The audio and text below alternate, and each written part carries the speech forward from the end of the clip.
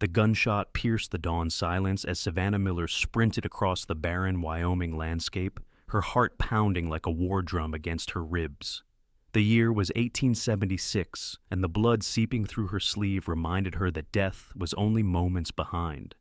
She clutched the leather satchel tighter, knowing what it contained was worth more than her life to some, and it was exactly why they were hunting her. "Keep running," she whispered to herself, the unforgiving terrain causing her boots to slip on loose rocks as she descended toward a shallow creek. Her once fine riding dress was now torn and muddied, her dark hair falling from its pins after 3 days on the run. Another shot rang out, this one closer, striking a boulder just feet from where she crouched to catch her breath. Savannah peered over the ridge, spotting 3 riders in the distance, their silhouettes clear against the rose-gold sunrise. She knew she couldn't outrun them on foot, not across open country. Her stolen horse had gone lame yesterday, forcing her to continue her desperate journey on foot. She was still 2 days from Clearwater, where her sister waited if Lucy was still alive at all. The creek offered little cover, but it was her only hope. Savannah slid down the embankment, wincing as the cold water soaked through her boots. She would follow it west, staying low, praying the men would lose her trail. Hours passed as Savannah trudged through the water, her limbs growing heavier with each step. The wound on her arm had stopped bleeding, but the pain remained, a constant reminder of how close she'd come to death at the Blackwell Ranch. When the creek bed widened into a small valley dotted with cottonwoods, she finally allowed herself to collapse beneath one, her chest heaving. "God help me," she whispered, closing her eyes against the harsh midday sun. The sound of approaching hoofbeats jolted her awake. How long had she been asleep? The sun had shifted, and shadows stretched across the valley floor. Panic seized her as she scrambled to her feet, but it was too late. A lone rider had already spotted her, his horse trotting directly toward her position. Savannah reached for the small derringer hidden in her boot, her last defense. Her fingers closed around the grip as the rider drew closer.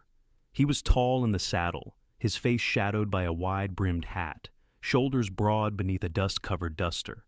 Not one of her pursuers, she realized, but that didn't mean he wasn't dangerous. "Stay back!" she called out, her voice cracking from thirst. "I'm armed and I will shoot." The stranger reined his horse to a stop about 20 paces away, raising one hand slowly.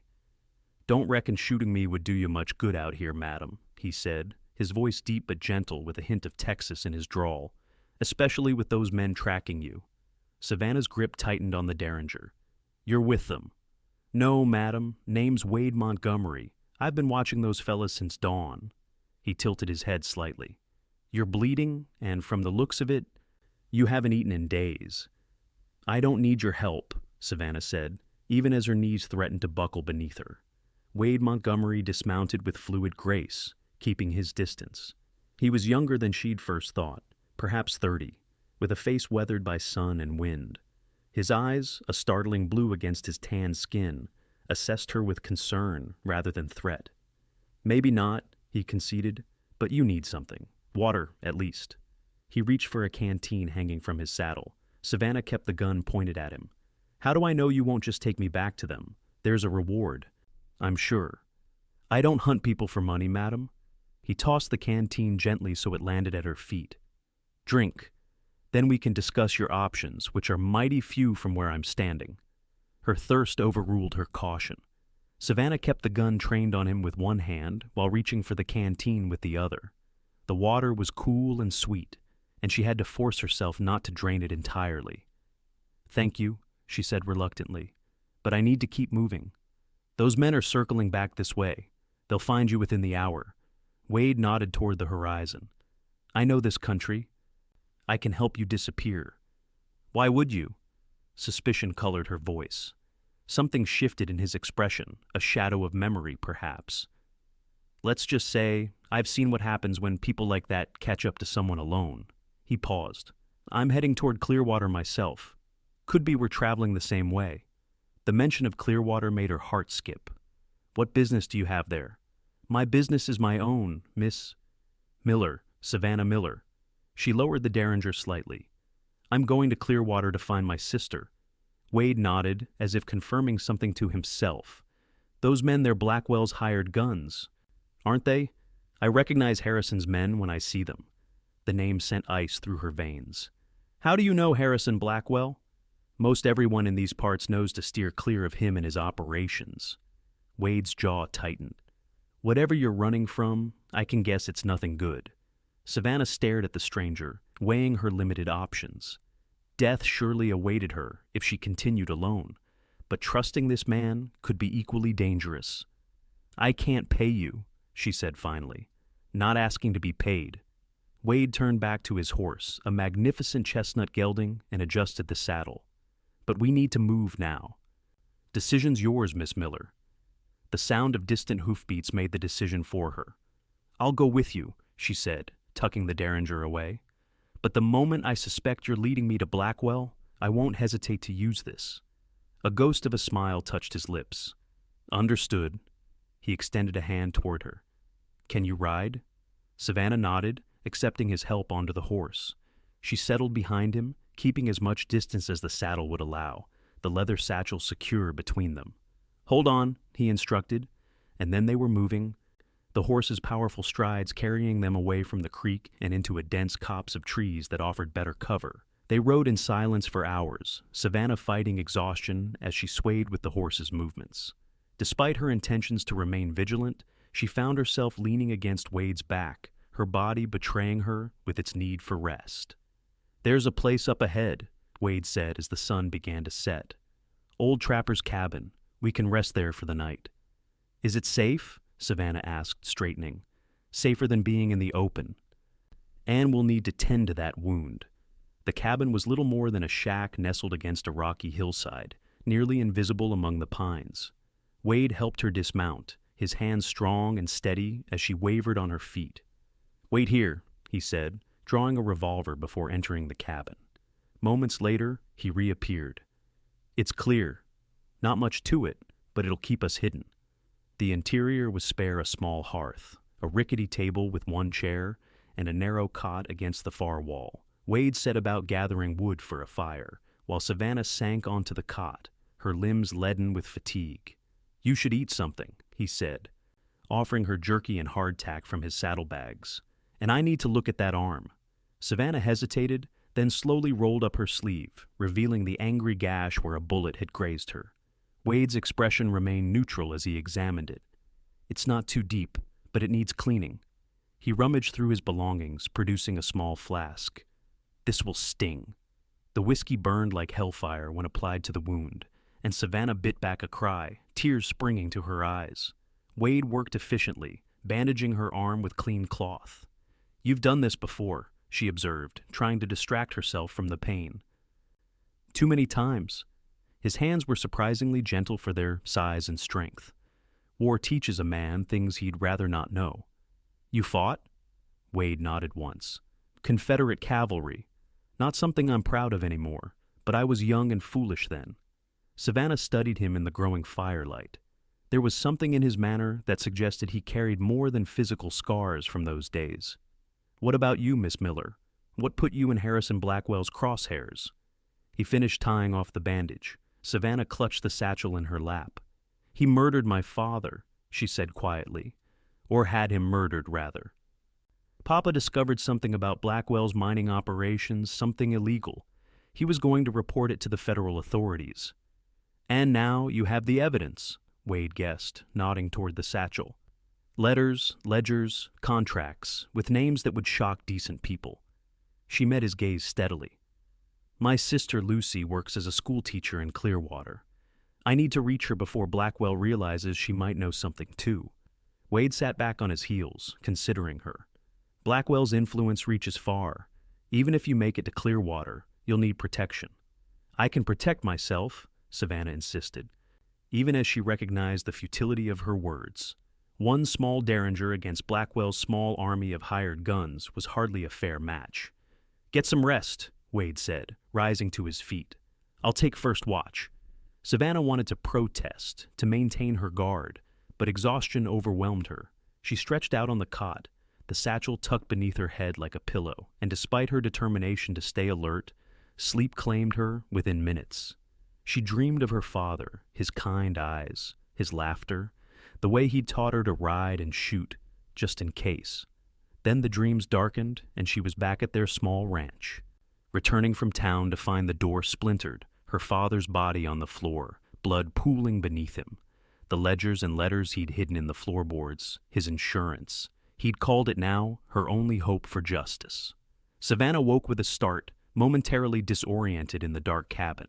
The fire had burned low, casting dim shadows across the walls. Wade sat by the window, his profile outlined against the night sky, revolver resting on his knee. "You were talking in your sleep," he said without turning.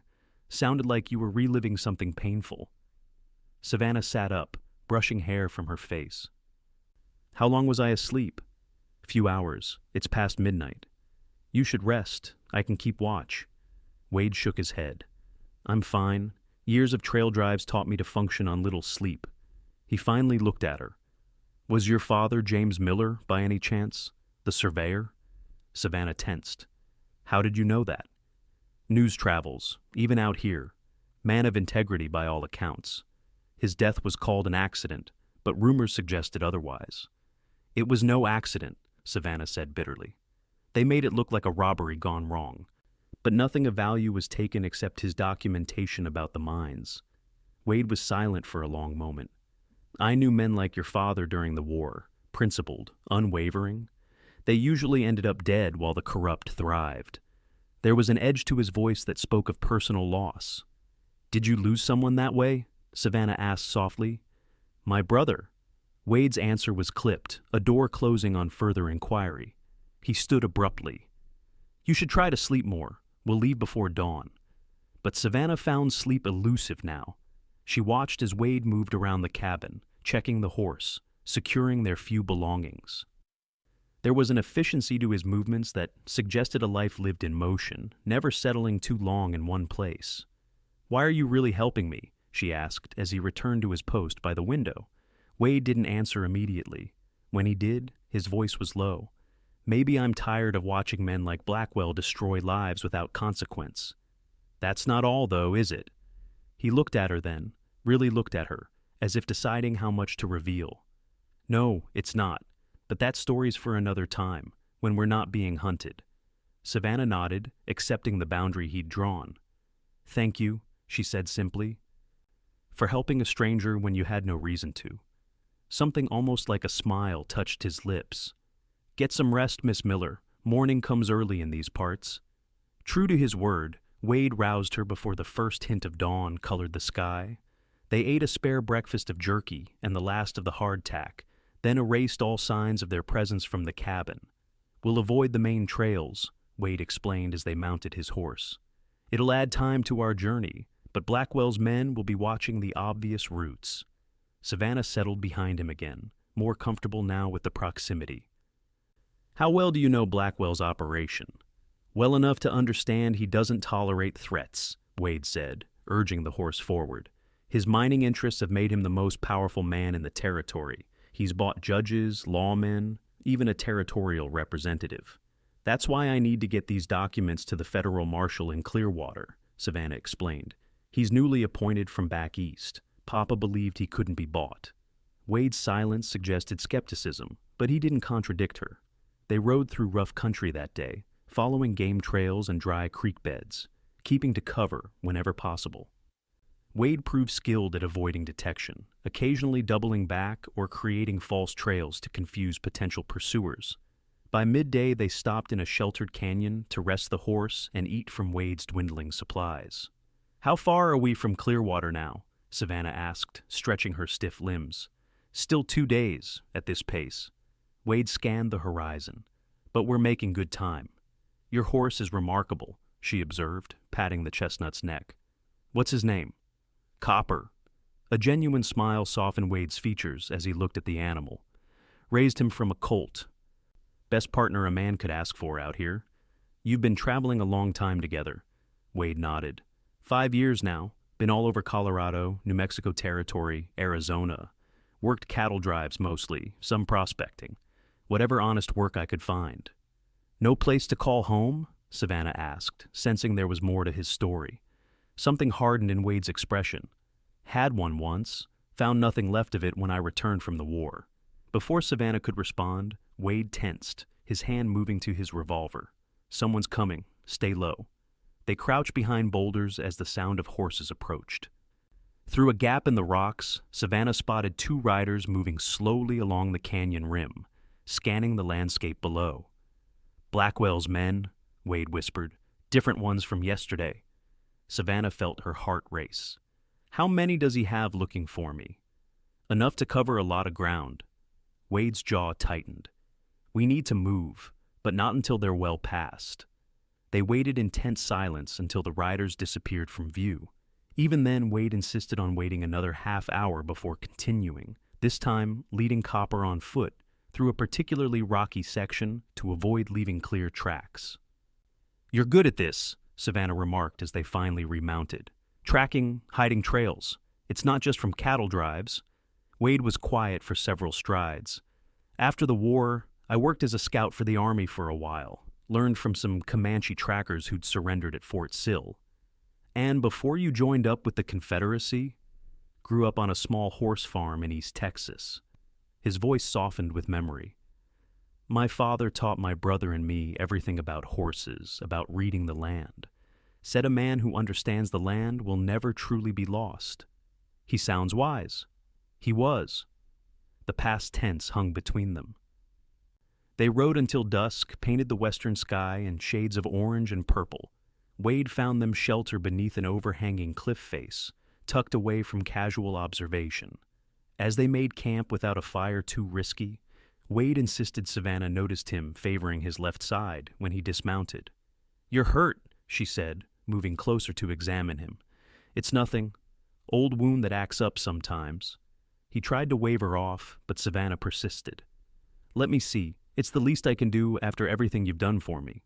Reluctantly, Wade lifted his shirt to reveal a mass of scar tissue along his ribs, the unmistakable mark of a bullet wound that had healed poorly. Savannah gasped softly. "This should have killed you." "Nearly did. Confederate Field Hospital wasn't exactly known for its fine medical care." He lowered his shirt, uncomfortable with her scrutiny. "It only troubles me when the weather's changing, or I've been too long in the saddle." "We should stop more often," Savannah suggested. "I don't want—" "We'll stop when it's safe to stop," Wade cut her off, his tone leaving no room for argument. "A little discomfort won't kill me." They ate their meager dinner in silence, the tension between them palpable. As darkness settled completely, stars emerged in breathtaking profusion across the vast Wyoming sky.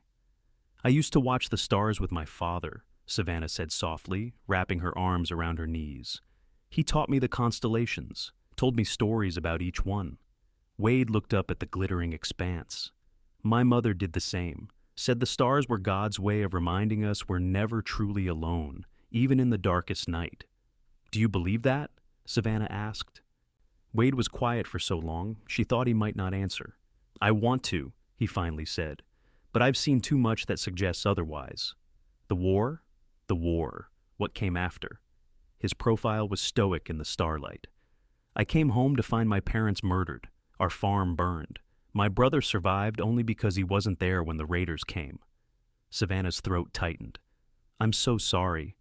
Wade shrugged, a gesture meant to dismiss the weight of his words. "It was a long time ago." "Is that why you understand? Why you're helping me?" He turned to look at her then, his eyes reflecting starlight. "Maybe. Or maybe I just couldn't leave a woman alone against those odds." "I would have managed," Savannah insisted, though they both knew it wasn't true. A hint of a smile touched Wade's lips. "Yes, madam. I believe you would have tried." He paused. "You're a lot like your father must have been, determined to stand up for what's right, no matter the cost." "Not always," Savannah admitted. "I was engaged to be married before all this happened. Timothy Shelton's son of the bank president in our town. When I told him what happened to Papa, showed him the documents, he said I should burn them. That going against Blackwell would only get me killed too." "And you broke the engagement," Wade guessed. Savannah nodded, twisting the empty space on her finger where a ring had once been. "I couldn't marry a man who would choose safety over justice, not after what happened to Papa." "Your father would be proud," Wade said quietly. They fell silent again, the night sounds of the wilderness surrounding them, the distant howl of a coyote, the rustle of wind through sage and juniper. "You should sleep," Wade eventually said. "I'll wake you for the second watch. You didn't sleep last night. You need rest too." "I'll be fine." "You're no good to either of us if you collapse from exhaustion," Savannah countered. "I can handle a watch, Mr. Montgomery. I grew up on a ranch too." Wade studied her for a moment, then nodded. 4 hours, then wake me." He settled with his back against the cliff wall, revolver close at hand. Within minutes, his breathing had deepened, though Savannah suspected he wasn't fully asleep, just resting with the alertness of a man accustomed to danger. She kept watch diligently, scanning the moonlit landscape for any sign of movement, listening for sounds that didn't belong to the night. The hours passed slowly, and she found herself studying Wade's face in repose. The hard lines of his jaw softened in sleep, making him appear younger, less burdened by whatever demons he carried. When it came time to wake him, Savannah hesitated, her hand hovering above his shoulder. There was something intimate about disturbing someone's sleep, a crossing of boundaries she wasn't sure she was ready for. Before she could decide, Wade's eyes opened, instantly alert. "It's time?" Savannah nodded, drawing back. "I didn't hear anything suspicious." "Good." He sat up, rolling his shoulders to ease the stiffness. "Get some rest now. We move at first light." Savannah lay down on the bedroll Wade had insisted she use, watching as he took up his position as sentinel. Despite her exhaustion, sleep was elusive. "Mr. Montgomery," she said softly. "Wade," he corrected. "Out here, formalities seem pointless." "Wade," she amended, "do you really think we'll make it to Clearwater?" He turned to look at her, his expression serious in the moonlight. "Yes, Miss Miller, I do. I gave my word to get you there safely, and I mean to keep it." "Savannah," she offered in return, "if we're abandoning formalities." A ghost of a smile touched his lips. "Get some sleep, Savannah. Tomorrow will be harder than today." Morning arrived with a heavy mist that clung to the landscape, offering additional cover as they set out. Wade led them through increasingly rugged terrain, following game trails that seemed invisible to Savannah's eyes. "How do you know where we're going?" she asked, as they navigated a particularly steep slope. "The land tells you, if you know how to listen," Wade replied. "Water always finds the easiest path downhill. Animals do the same. Follow their trails, and you'll find passages even most men would miss." By midday, the mist had burned away, revealing a vast expanse of rolling hills and distant mountains. They stopped to water copper at a small spring hidden among rocks. "We're making good progress," Wade said, surveying their surroundings. "Should reach the outskirts of Clearwater by tomorrow evening if we keep this pace." Savannah felt a surge of hope mixed with apprehension. "And then what?" Wade frowned slightly. "Then you find your sister and take those documents to the marshal, I suppose." "And you? What will you do?" He shrugged, his attention seemingly focused on adjusting Copper's saddle. "Move on, that's what I do." Savannah felt an unexpected pang at his words. "Just like that? After everything?" Wade looked at her then, something unreadable in his expression. "That was our arrangement, wasn't it? I help you reach Clearwater safely. Nothing was said about after." "Of course," Savannah said quickly, embarrassed by her reaction. "I just thought—" Whatever she might have said was cut short by the distant sound of a gunshot, followed by another. Wade was instantly alert, hand on his revolver. "Get down," he ordered, pulling Savannah behind the cover of large boulders near the spring. "Stay here with Copper." Before she could protest, he was moving stealthily up the rocky hillside, finding a vantage point to assess the threat. Savannah drew her derringer, heart pounding as she waited. Minutes stretched like hours before Wade returned, his expression grim. "Two riders about a mile south. They're not Blackwell's men, looks like common outlaws. They've got someone cornered." "Shouldn't we help?" Savannah asked. Wade's jaw tightened. "Getting involved could reveal our position, and we don't know the situation could be a trap." Another shot rang out, followed by a cry that was unmistakably feminine. Savannah saw Wade's resolve waver. "We can't just let them hurt someone," she insisted. Wade cursed under his breath. "Stay here," he repeated. "If I'm not back in 30 minutes, take Copper and keep heading north. There's a trail marker I showed you earlier. Follow those until you reach the river, then head east." "I'm coming with you?" Savannah said, standing. No. His voice was steel. I can move faster alone, and I need to know you're safe. Their eyes locked in silent battle, and Savannah realized with surprise that his concern was genuine, not just duty or obligation, but actual worry for her welfare. Fine, she conceded, but 30 minutes no more, then I'm coming after you. A hint of admiration flashed in Wade's eyes. You're a stubborn woman, Savannah Miller. So I've been told. Wade checked his revolver, then handed her his rifle. Just in case, he said. Then he was gone, moving with the silent efficiency of a predator. Savannah waited, counting the minutes, straining to hear any sound from the direction Wade had gone. More gunshots echoed across the hills, then silence. 28 minutes had passed when Wade reappeared, leading a dappled mare with a young woman clinging to its back. The woman's face was streaked with tears, her simple dress torn at the shoulder. What happened? Savannah asked, rushing forward. Outlaws, Wade confirmed grimly. They'd already killed her husband when I got there. I managed to drive them off, but one of them took a bullet. They won't be far behind once they regroup. The woman, barely more than a girl, really slid from the horse's back, her legs buckling. Savannah caught her, supporting her weight. Thank you, the girl whispered, her voice raw from crying. They were going to. You're safe now, Savannah assured her, though the words felt hollow, given their own precarious situation. What's your name? Wade asked as he quickly gathered their belongings. Mary. Mary Wilson?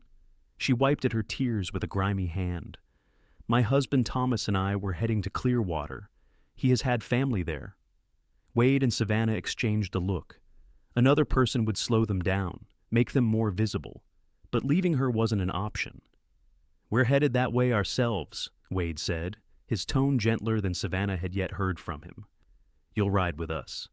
They set out immediately, Mary riding Copper, while Wade led both horses on foot, setting a punishing pace. Savannah walked alongside Mary, offering what comfort she could to the grieving widow. Those men, Mary said after they'd been traveling for an hour, they wanted our wagon, our supplies. Thomas tried to reason with them. Her voice broke. I'm so sorry, Savannah said, reaching up to squeeze the girl's hand. Your husband, Mary said, looking at Wade's back as he led them through a narrow ravine. He's not my husband, Savannah corrected quickly. Mary looked confused. But you're traveling together. Mr. Montgomery is helping me reach my sister in Clearwater. We're being pursued as well by different men. Understanding dawned in Mary's eyes. Oh, I thought, the way he looks at you. Savannah felt heat rise in her cheeks. How does he look at me? Mary managed a small, sad smile. Like Thomas used to look at me, like you're something precious he's afraid to lose. Before Savannah could respond, Wade signaled for silence, pointing to a ridge above them, where dust indicated riders. They froze, pressing against the ravine wall, barely breathing until the threat passed. Only when Wade nodded did they continue, now moving with even greater caution. By nightfall, they were exhausted but had covered significant ground. Wade found them shelter in a small cave formed by an overhanging bluff. This time, he deemed a small fire necessary. Mary was showing signs of shock, and the night air carried the chill of approaching autumn. We should reach Clearwater by tomorrow afternoon, Wade said, as they huddled around the carefully banked flames. But we'll need to be especially vigilant.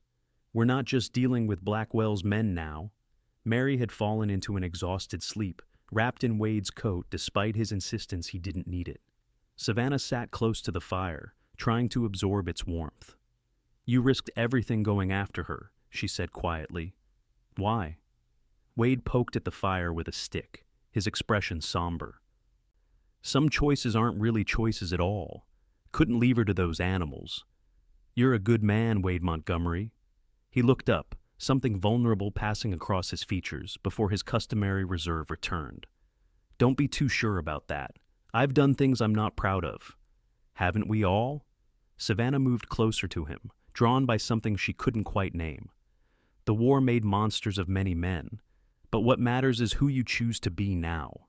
Wade studied her face in the firelight. You have an unusual way of looking at things, Savannah Miller. My father always said judgment is easy, but understanding takes courage. She smiled sadly. He believed people could change, could be better than their worst mistakes. Your father sounds like a wise man. He was. Savannah wrapped her arms around her knees. I miss him every day. Wade hesitated, then reached out to touch her hand briefly. The pain never fully goes away, but it does change, becomes something you can carry without it crushing you. The simple gesture, the quiet understanding in his words, touched Savannah deeply. She felt tears threatening and blinked them away. We should get some rest, Wade said, withdrawing his hand. I'll take first watch. Wake me this time, Savannah insisted. You need sleep too. Wade nodded, though Savannah wasn't convinced he would actually do it. There was something protective in his nature that seemed to override his own needs. Morning came too quickly, the eastern sky barely beginning to lighten when Wade roused them. He had, to Savannah's surprise, woken her for a watch during the night, though she suspected he'd remained alert even while supposedly resting. They ate a sparse breakfast, sharing the last of Wade's provisions with Mary, who seemed stronger after a night's sleep, though grief still shadowed her young face. We need to be especially careful today, Wade warned as they prepared to leave. We're getting close to more traveled routes. Blackwell will have men watching the approaches to Clearwater. They moved cautiously, Wade scouting ahead frequently, choosing their path with meticulous care. By midday they could see smoke from chimneys in the distance Clearwater, nestled in a valley beside the river that gave it its name. We'll approach from the east, Wade decided. Less chance of being spotted that way. But first, we need to find a safe place for Mary. I can go into town with you, Mary protested. My husband's brother works at the livery stable. He'll help us. Wade shook his head. Too risky for all of us to go in together. Savannah needs to reach the marshal without being seen by Blackwell's men, and you're in no condition to face more danger. There's a homestead, Savannah remembered suddenly. My sister mentioned it in her letters, an elderly couple named Jenkins who lived just outside town. They're friends of hers from the church. They would help Mary. It took another hour of careful navigation to locate the Jenkins farm, a modest house with a well-tended garden and small barn, set back from the main road. Mrs. Jenkins, a plump, gray-haired woman with kind eyes, took one look at Mary's tear-stained face and ushered her inside, assuring Wade and Savannah that the girl would be safe with them. God bless you both, Mary said, embracing Savannah before they left. She looked at Wade with unmistakable gratitude. I owe you my life. Just stay safe, Wade replied gruffly, uncomfortable with her thanks. As they rode away, now both mounted on Copper, since Mary's mare had been left with the Jenkins family, Savannah felt Wade's tension increase. What's wrong? She asked, her arms wrapped around his waist as they rode. We're too exposed, he said, scanning the landscape constantly. And I don't like not knowing where Blackwell's men are positioned. They circled wide around the town, approaching from a wooded area that provided cover almost to the edge of the settlement. Wade dismounted at the tree line, helping Savannah down beside him. The schoolhouse should be on the north side of town, Savannah said, remembering her sister's descriptions. Lucy will be there until late afternoon. Wade nodded, his expression grave. And the marshal's office? Main Street, I believe, near the center of town. Here's what we'll do, Wade said, tying Copper securely to a tree. I'll go in first, scout the situation. If it's clear, I'll come back for you. If not, he hesitated.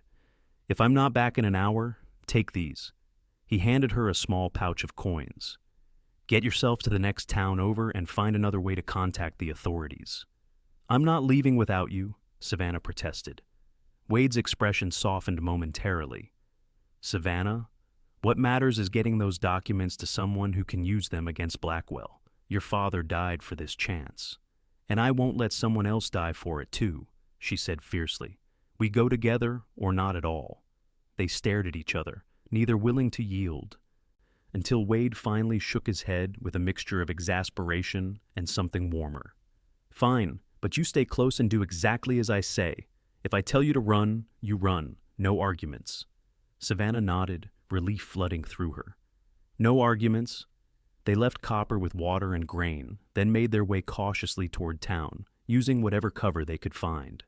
As they neared the first buildings, Wade pulled Savannah into the shadow of a storage shed. Keep your head down, he murmured. Act like you belong here, but don't draw attention." They moved through back alleys and between buildings, Wade constantly alert for danger. Clearwater was larger than Savannah had expected, a proper town with a hotel, several stores, a bank, and even a small theater. They were approaching the north side when Wade suddenly pulled Savannah into a narrow space between two buildings. "Blackwell's men," he whispered, nodding toward two rough-looking men lounging outside the general store, eyes scanning the street with predatory vigilance. "They're watching for me," Savannah realized. "For both of us, likely. They'd have descriptions by now." Wade peered around the corner. "The schoolhouse is just ahead. See it?" Savannah followed his gaze to a white clapboard building with a small bell tower. "Yes." "Classes should be letting out soon," Wade noted, judging by the position of the sun. "We need to intercept your sister before she's in the open." They waited, tense and silent, until children began streaming from the schoolhouse, their high voices carrying on the afternoon air. Last to emerge was a slender woman with dark hair like Savannah's, waving goodbye to her students. "Lucy," Savannah breathed, her heart leaping at the sight of her sister. "Wait," Wade cautioned, his hand on her arm. "Let me check that it's clear."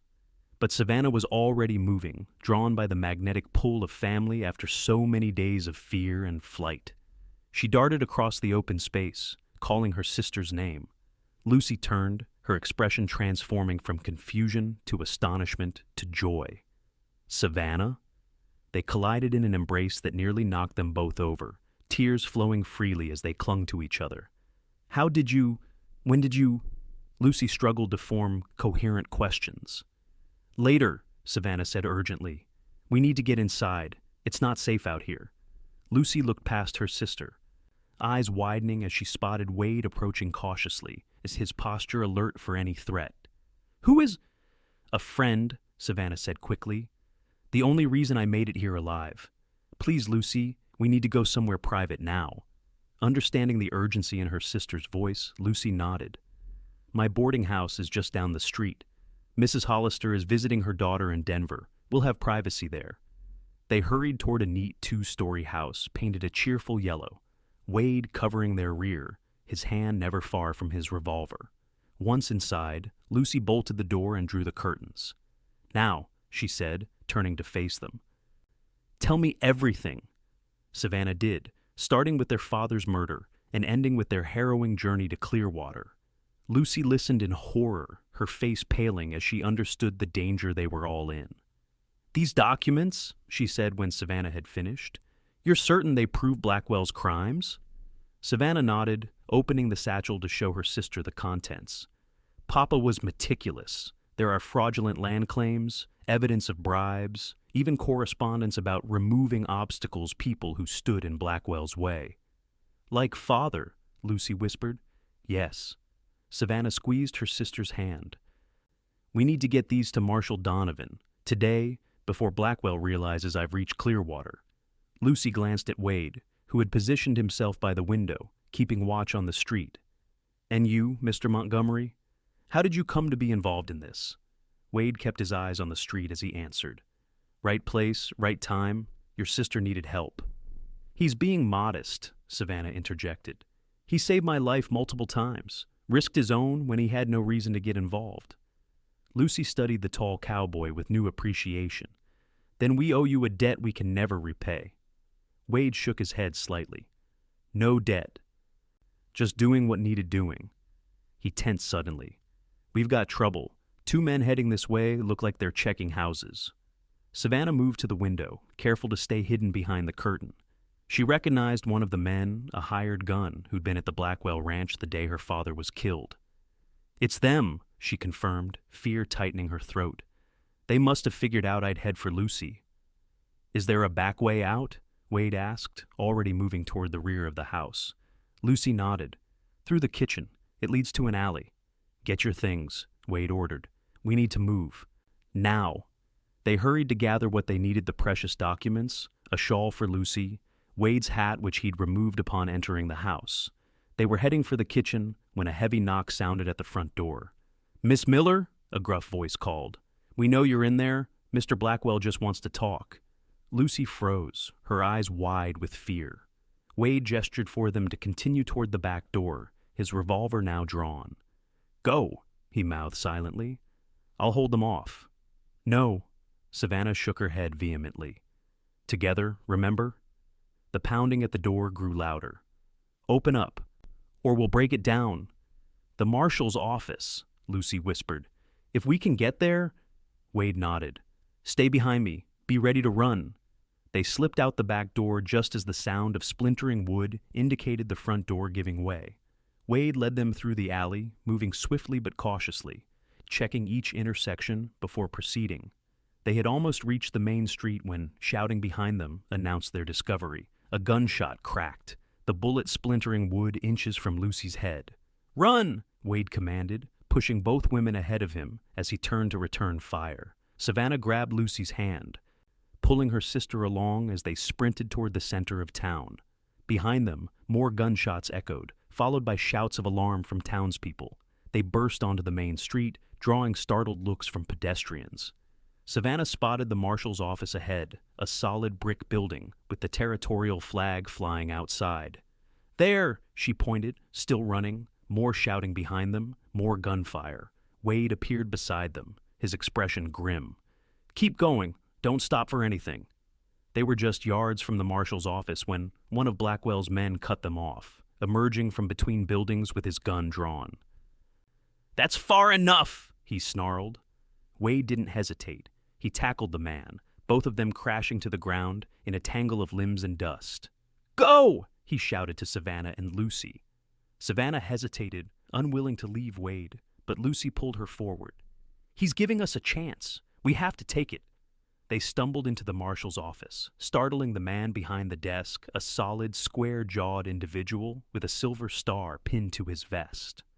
"Marshal Donovan!" Savannah gasped. "We need your help!" Outside, the sounds of fighting continued. Through the window, Savannah could see Wade grappling with Blackwell's man, both now bloodied. "What in tarnation is going on out there?" Marshal Donovan demanded, already moving toward the door, hand on his sidearm. "Harrison Blackwell's men," Savannah explained rapidly. "They're trying to kill us to prevent you from seeing these." She thrust the satchel toward him. "Evidence of Blackwell's crimes, including the murder of our father, James Miller." The marshal's eyes narrowed at the name. "The surveyor? I heard about that accident." He took the satchel, glancing briefly at its contents before looking back at the commotion outside. More of Blackwell's men had appeared, surrounding Wade, who stood bloody but defiant. His revolver now trained on the closest threat. "Stay here," Marshal Donovan ordered the sisters, drawing his own weapon as he strode outside. "This is the law!" His voice boomed across the street. "Drop your weapons!" What followed was a tense standoff, with the marshal gradually joined by several deputies who had heard the commotion. Faced with legitimate law enforcement, Blackwell's hired guns hesitated. "These people are wanted for theft and murder," one of them tried, a last desperate gambit. "Funny," the marshal replied coolly. "I've got evidence right here, suggesting it's your boss who's guilty of those crimes. Now drop those guns before I have my men open fire." Slowly, reluctantly, Blackwell's men complied, their weapons thudding into the dirt. Wade remained tense, his revolver still raised until the marshal nodded to him. "You're the one who brought Miss Miller here?" Marshal Donovan asked. Wade nodded once, lowering his gun. "Yes, sir." "Then you'd better come inside, too. Sounds like you're part of this story." The next hours passed in a blur of statements and explanations. Marshal Donovan listened intently, examining the documents with growing anger as the full extent of Blackwell's corruption became clear. "This is enough to put him away for life," he declared finally. "Maybe even hang him, depending on how direct the evidence is for the murders." Relief washed over Savannah, so profound she felt her knees weaken. Lucy steadied her, their hands clasped tightly together. "What happens now?" Lucy asked. "Now I send telegrams to the territorial governor and federal authorities," Marshal Donovan said, standing. "And I deputize some men to ride out and arrest Blackwell before he gets wind of what's happening." "He'll resist," Wade warned. "He has more men at his ranch." The marshal assessed Wade thoughtfully. "You know the country between here and Blackwell's place. I could use someone like you." Wade glanced at Savannah, something unreadable in his expression. "I'll help if you need me to." "Good man." The marshal turned to the Miller sisters. "You two will stay here in town, under protection, at least until Blackwell is in custody." Night had fallen by the time the initial arrangements were complete. Marshal Donovan had sent his telegrams, organized a posse to ride at first light, and arranged for the sisters to stay in rooms above the town's small restaurant, with a deputy posted outside. Wade, who had declined medical attention despite his injuries from the fight, walked with Savannah and Lucy to their temporary lodgings. "Will you really go with them tomorrow?" Savannah asked as they paused outside the restaurant. Lucy tactfully stepped inside, giving them a moment alone. Wade nodded, his face solemn in the lamplight from the windows. "It makes sense. I know the way, and I've seen the layout of Blackwell's ranch. It will be dangerous. Most worthwhile things are," he said, with the ghost of a smile. Savannah studied his face, the strong line of his jaw, the quiet determination in his eyes. In the short time she'd known him, he had become someone she trusted completely, someone whose absence she couldn't quite imagine. "What will you do after?" she asked, the question that had been haunting her. "After Blackwell is captured?" Wade looked away, out toward the darkened street. "Haven't thought that far ahead." "You could stay," Savannah suggested, her heart beating faster. "Clearwater seems like a good town, growing. They probably need skilled men." He looked back at her, something vulnerable breaking through his usual reserve. "Why would I stay, Savannah?" The direct question caught her off guard, though she had been circling it herself. "Because—" she faltered, then found her courage. "Because I'd like you to." Wade's expression softened, and he reached out slowly, giving her time to pull away, to touch her cheek with calloused fingers. "That's a powerful reason." Savannah leaned into his touch, surprising herself with the boldness of the gesture. "It's the only one that matters." For a moment, she thought he might kiss her, there on the boardwalk under the stars. Instead, he stepped back, his hand falling away. "Let me finish this first," he said quietly. "Let me help bring Blackwell to justice. Then—" He left the sentence unfinished, a promise hanging in the air between them. "Then we'll talk," Savannah completed for him. "Be careful, Wade. Come back." He nodded once, his eyes holding hers. "I will." The posse rode out at dawn, 10 men including Wade and Marshal Donovan, all armed and determined. Savannah watched from the window of her room, her heart in her throat, as she spotted Wade's distinctive figure among the riders. "He'll be fine," Lucy assured her, placing a comforting hand on her shoulder. "He strikes me as a man who knows how to survive." Savannah nodded, unable to speak past the tightness in her throat. She hadn't expected to feel this way, this consuming worry, this fierce longing for his safe return. It had happened so gradually, and yet so completely, that she could hardly remember what it felt like not to care for Wade Montgomery. The day passed with excruciating slowness. Savannah and Lucy tried to occupy themselves helping in the restaurant, visiting Mary at the Jenkins farm, speaking with the telegraph operator, who promised to alert them the moment any news arrived. Night fell with no word from the posse. Savannah barely slept, rising often to check the empty street below. The second day was worse. Rumors began to circulate that the posse had been ambushed, that Blackwell had fled, that there had been casualties. Savannah refused to believe any of it, clinging to Wade's promise. "I will come back." It was nearing sunset when the sound of approaching horses drew everyone in town to their windows and doors. Savannah and Lucy rushed outside, straining to see through the gathering dusk. The posse returned slowly, dust-covered and weary. Marshal Donovan rode at the front, his expression grim but satisfied. Behind him came several riders guarding a wagon where Harrison Blackwell himself sat, hands bound, rage evident in every line of his body. Savannah scanned the returning men frantically, her heart seizing when she didn't immediately spot Wade. Then, at the rear of the group, she saw him riding tall despite an obvious bandage around his upper arm, Copper's distinctive chestnut coat catching the last rays of sunlight. Relief flooded through her so powerfully, she might have fallen if Lucy hadn't steadied her. "He's alive," she whispered. "He came back." The town erupted in activity as the posse arrived. Blackwell was secured in the jail. The wounded were tended to. Accounts of the confrontation were shared in excited voices. It had been a fierce fight, by all reports. Blackwell had indeed resisted, and 2 of his men had died in the exchange. 1 deputy had been seriously wounded but would recover. Wade dismounted stiffly, handing Copper's reins to a stable boy with instructions to treat the gelding well. His eyes found Savannah immediately, as if drawn by some invisible force. They moved toward each other through the crowd, stopping just short of an embrace, suddenly aware of the many eyes upon them. "You're hurt," Savannah said, gesturing to his bandaged arm. "Just a graze," Wade dismissed it. "Barely worth mentioning?" "You got him," she said, looking toward the jail where Blackwell was now secured. Wade nodded. "He'll face justice now, for your father and all the others." Savannah wanted to say so much how afraid she'd been, how empty the future had seemed when she thought he might not return, how completely he'd changed her life in just a few short days. But the words wouldn't come, not here in the crowded street. "Come," she said instead. "You need rest and a proper meal, and that arm should be looked at by the doctor." Wade didn't protest, allowing her to lead him toward the restaurant where they had been staying. Lucy, sensing the moment was private, made herself scarce, mentioning something about checking on Mary's welfare. In the small room above the restaurant, Savannah insisted on examining Wade's injury herself. The graze was in fact a significant wound that had been hastily bandaged in the field. "This needs proper cleaning," she scolded, sending for hot water and clean bandages. Wade submitted to her ministrations with surprising docility, watching her face as she worked. "You have gentle hands," he observed. "My father taught me basic medical care," Savannah explained, carefully cleaning the wound. "Said it was an essential skill on the frontier." "Your father taught you many useful things." "Yes." Savannah smiled sadly.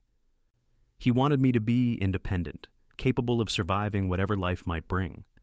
"He succeeded," Wade said softly. "You're the strongest woman I've ever met, Savannah Miller." She looked up, caught by the intensity in his eyes. "I wouldn't have survived without you." "You underestimate yourself." "No," she shook her head. "I know exactly what would have happened if you hadn't found me by that creek. I've had plenty of time to think about it." Wade was silent as she finished bandaging his arm, his expression thoughtful. When she was done, he caught her hand before she could move away. "I've been thinking too," he said, his voice low. "About what comes next." Savannah's heart quickened. "And what conclusion did you reach?" "That I'm tired of moving on, tired of never staying in one place long enough to build something." His thumb traced circles on her palm. "I've been running since the war ended, Savannah. Maybe it's time to stop." "Here?" she asked, hardly daring to hope. "Here." His eyes held hers. "If there's a reason to stay?" Savannah took a deep breath, gathering her courage. "I think there is." Wade stood, still holding her hand, bringing them face to face. "Tell me," he said, his voice barely above a whisper. Instead of words, Savannah rose on her toes and pressed her lips to his. A gentle, questioning kiss that quickly deepened as Wade's free hand came up to cradle the back of her head. When they finally broke apart, both were breathing unevenly. "That's a powerful reason," Wade murmured, echoing his words from days before. "The only one that matters," Savannah replied, her heart full to bursting. In the days that followed, justice moved with surprising speed. Harrison Blackwell was transported to the territorial capital for trial, his empire already crumbling as news of his arrest spread. The documents Savannah had carried so far proved damning, and additional witnesses came forward once Blackwell's intimidating presence was removed. Wade stayed in Clearwater, initially helping Marshal Donovan deal with the aftermath, but gradually putting down roots of his own. His knowledge of horses and the land proved valuable, and within weeks he had secured a position managing the town's expanding livery stable, with plans to start breeding horses again, a dream he'd abandoned after the war. Savannah and Lucy decided to remain in Clearwater as well. Lucy continued teaching, while Savannah found purpose helping Mary Wilson establish a small dressmaking shop. The young widow's resilience impressed everyone, and the business quickly flourished under their combined talents. Summer turned to autumn, and autumn to winter. The first snow fell on Clearwater, transforming the town into a scene from a Christmas card. Wade and Savannah walked together through the gentle flurries, their breath visible in the cold air. I have something to show you, Wade said, leading her toward the edge of town, where a plot of land overlooked the river. What is it? Savannah asked, curious about the anticipation in his voice. This. He gestured to the open space before them. I bought it last week. Savannah looked around, confused. You bought land? Wade nodded, a rare full smile lighting his features. For a house. Our house, if you want it to be. Understanding dawned, and with it a joy so intense Savannah felt tears spring to her eyes. Wade Montgomery, are you asking me to marry you? Not very romantically, it seems, he admitted, suddenly uncertain. I should have gotten down on one knee, bought a ring first. Savannah silenced him with a kiss, throwing her arms around his neck. Yes, she said when they parted. Yes, I'll marry you, and yes, I want this to be our home. Relief and happiness transformed Wade's face. I love you, Savannah Miller. Have since that first day by the creek, when you pointed that little derringer at me and threatened to shoot. Savannah laughed through her tears. And I love you, even though you were the most stubborn, infuriating man I'd ever met. Still am, he warned, pulling her close against the winter chill. I wouldn't have it any other way. They were married in the spring, when wildflowers carpeted the hills around Clearwater. Lucy stood as Savannah's maid of honor, while Marshall Donovan, now a close friend, stood as Wade's best man. Mary Wilson created a wedding dress that made Savannah feel like royalty, and the entire town turned out to celebrate. By summer, their house was completed a sturdy two-story home with wide porches and large windows that caught the morning light. Wade's horse breeding business flourished, his reputation for quality stock spreading throughout the territory. Savannah discovered a talent for business herself, partnering with Mary to expand the dressmaking shop into a proper ladies' emporium. One evening, as they sat on their porch watching the sunset paint the sky in spectacular colors, Wade took Savannah's hand in his. Do you ever think about how close we came to never meeting? He asked. If I hadn't decided to ride that particular trail that day? I believe some things are meant to be, Savannah replied, resting her head on his shoulder. No matter how much I tried to refuse your help that day, something brought you to me when I needed you most. Wade smiled, pressing a kiss to her hair. And you let me in, despite every reason not to trust a stranger. Best decision I ever made, Savannah said softly. Even better than agreeing to marry me, Wade teased. That wasn't a decision, Savannah corrected, her eyes shining with love. That was a certainty, from the moment you rode beside me until I finally allowed you into my heart.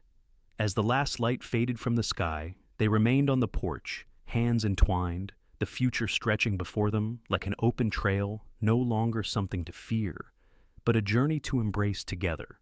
In the years that followed, Clearwater grew into a prosperous town, and with it, the life Wade and Savannah built together. Their family expanded with the birth of a daughter, Emma, followed 2 years later by a son they named James after Savannah's father. Lucy eventually married the town's new doctor, a kind man who adored her quiet strength, and they settled in a house just down the road. Mary Wilson's shop became one of the most successful businesses in the county, and she herself found love again with a gentle widower who ran the town's newspaper. She remained a dear friend to the Montgomerys, her children playing alongside theirs in the sprawling yard of the house on the hill. Wade's nightmares about the war gradually faded, replaced by dreams of the future. Savannah's grief for her father transformed into a determination to live a life that would have made him proud.